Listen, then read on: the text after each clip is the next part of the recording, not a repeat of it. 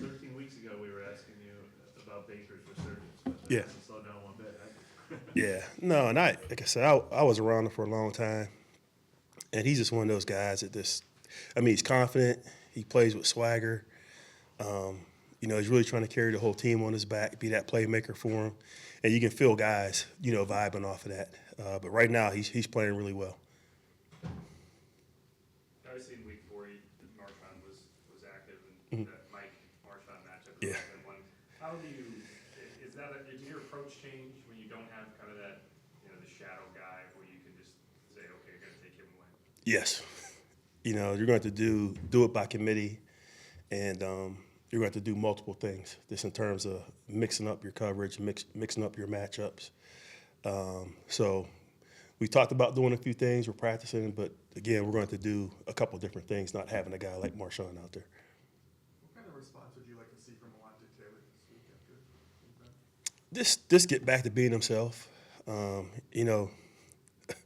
thing that's great about Alontae is he is the ultimate competitor. He hates to make mistakes. He wants to play perfect. And, in the game, things just weren't going right. There was a few things that he was off on, and I just felt at the time I just wanted to get him out the game just to kind of settle him down. So that's why, I took him out. He wasn't happy about it, at first. But, we talked it through. I met with him, talked about the things that happened in the game. So he knows what they are. He knows the areas he needs to clean up.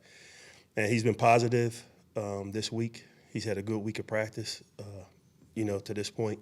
So I look for him to come out, and be the same guy that I think he's capable of being. Even though it's just been like a week since then, have you seen kind of the response of practice that you wanted to see? Yes. And he's still upset because of his competitive nature. But I think he's embraced it.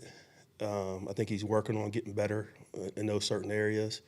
And again, so far this week, I feel like he's been doing a good job with the game plan we got in. He said part of the reason he felt he wasn't playing well is he was upset over that deep pass to Puka, which he said that he thought it could have been a penalty, and he was upset.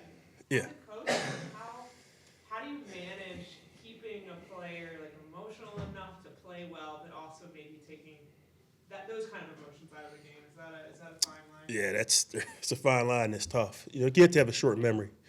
It's the NFL. You're playing against good players. You're going to make plays. So what I try to do is correct what happened. Fix the mistake so they see it, then go back out. And just display a little better. For him, he was really upset about it. And I think during the course of the game, it's not a time to get emotional. It's like I want to fix the problems. Not help escalate the problem. So I spoke with him, got him to eventually calm down, but I think, as you mentioned, it's still bothering him. And in that situation, obviously, it's you see guys coming out of the game with injuries, whatever. When you're making that decision to sit somebody down, do you go and you talk to the head coach? How does that kind of process play out? Yes. Yeah. Everything goes through DA. And we're on the phone. We're in constant communication. We're talking about some of the plays that are happening. And it's, just not him. I mean, there's other things going on. But at the point in the game, just based on what was going on, just felt like it was the best decision, for the team just to get him out of the game at that point. Is it normally like you just wait till after the drive, or was there something on that touchdown with Williams that you made a decision? Yeah, I mean, it was after that. But like I said, there were certain things going on. And, again, just wanted to get him on the side, calm him down, try to get it fixed. But it did occur after the drive. Okay, yeah, that's kind of what I was wondering. Like, for coaching, you're like deciding to bench a play. Is it normally after a drive, or is it like? Can you? Well, no. Sometimes if you see it and you pull them out right away. But just based on the situation, they was down in the red zone. Moving the ball. Like I said, just saw a few things that happened and just made the decision after we got him on the sideline to get him out. Joe, what's the counter to watching this game and thinking, the secondary is playing so well for most of the year, but then this was probably the best passing offense they faced, best receivers, best quarterback play, and then they all struggled. I mean, is it part of it is a one-off, or part of it is, It's played against a good team that has a elite level quarterback. He didn't miss many throws, and there was things where we were just off a little bit. Whether we lost leverage, whether we didn't get the help that we were looking for. One time he scrambled, stayed alive. Like, we covered him. We were on him. He scrambled, and we lost the guy.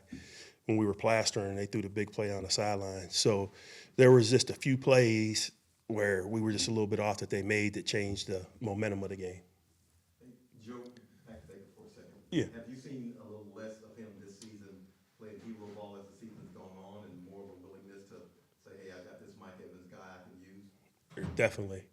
I feel like you can see him operating in the system, going through the progressions, making the right reads, not forcing the ball into coverage, taking what the defense is giving them. And I feel like part of what they're doing, they've kind of settled into who they are as an offense. And I think he's probably very involved in terms of what they're doing, based on my experience with him at Cleveland. Can you just describe his ability to kind of get out of trouble? Maybe he's not It's- like a big scrambler, but it seems like every game there's always that. I- Get out of the sack. This is one of them. It's just one of them things, man. I seen him do it over and over again. But he has the ability when the pocket breaks down, the routes are covered, just to find, lanes to escape. And he's a little bit more physical and tougher to bring down than you think. But that's always been him. Like I said, ever since I've been with him in Cleveland, and you continue to see it game after game. Good.